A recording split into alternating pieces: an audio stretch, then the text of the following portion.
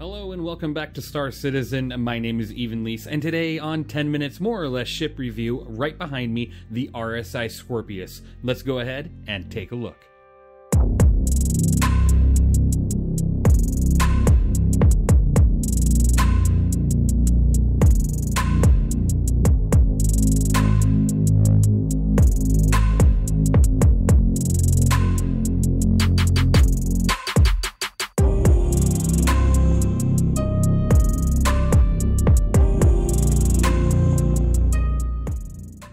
Hello and welcome back to another review. Today, the Scorpius, a heavy fighter by Robert Space Industries, and I'm going to tell you, this manufacturer is going to become very popular by the end of the year due to the many ships that are coming out, starting with the Zeus Mark II, and then the Polaris, and then the fact that they're supposed to be getting work done on the Galaxy as well as the Perseus. RSI is going to become a very popular brand over the next 12 months among all the other ships that are unannounced and unreleased and all that.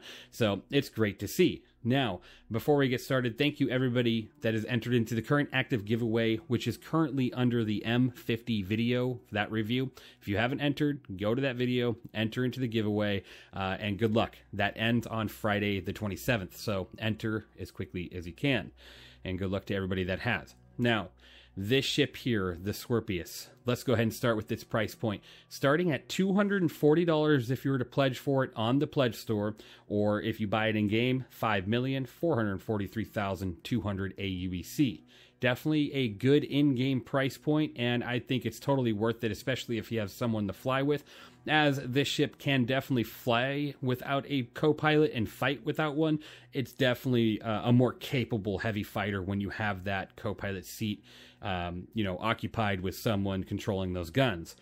Now, taking a look at that damage, the pilot does 936 damage per second with its 4 size 3 CF337 Panthers, one on each wing. Those used to actually be 4 size 2 guns back in 3.22, so they got an upgrade. That's kind of nice.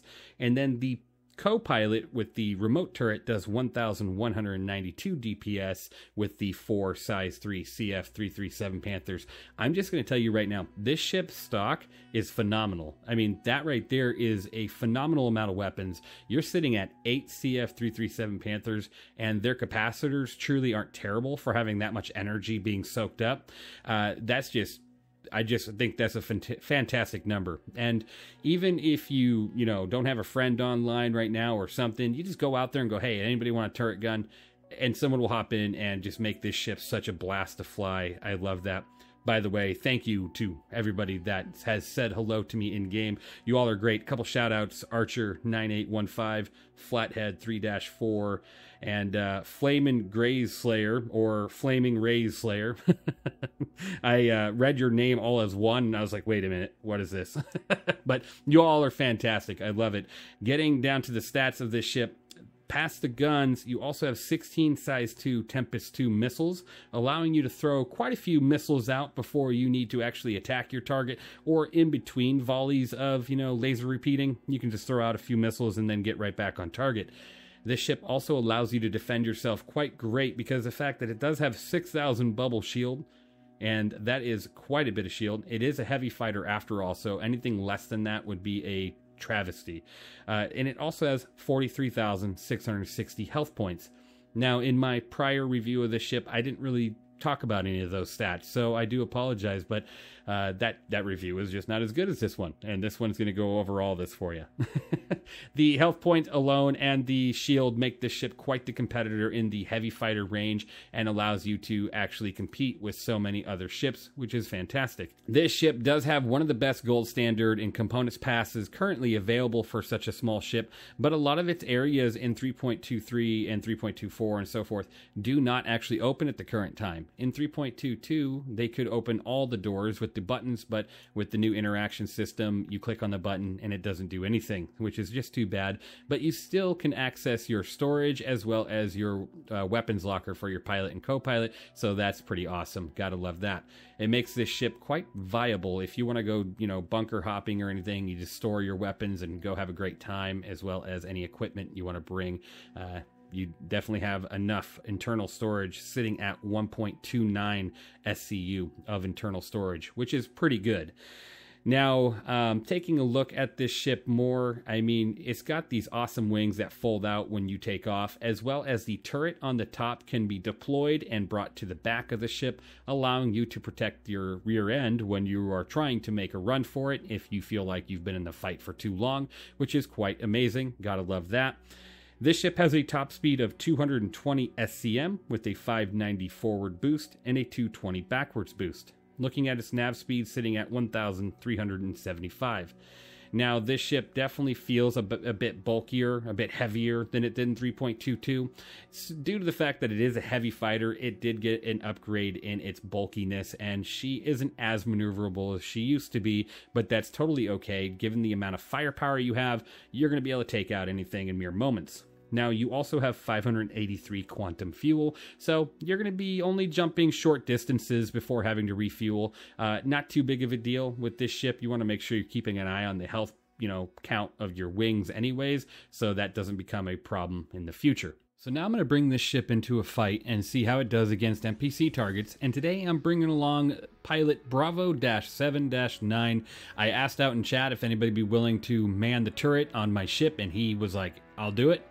I was like, all right, let's go. And then he got paid at the end, so it was really fun. I really enjoyed it. Just quick couple missions just to see how this thing, really worked out, and it did a great job. Thank you again, Bravo. You're truly awesome, and let's go ahead and get into the fight.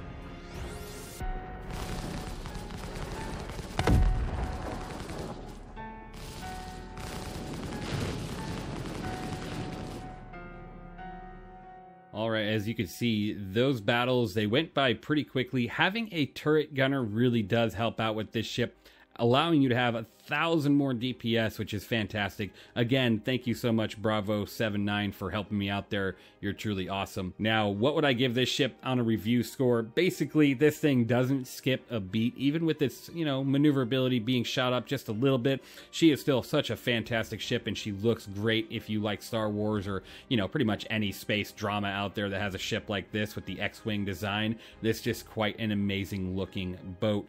This honestly gets a 10 out of 10 from me due to its fantastic firepower. It does have the missile payload. Its EM rating sitting around 10,000, which you would think is high, but really isn't if you were to compare it to other heavy fighters like the Warden or the, Vanguard series in general.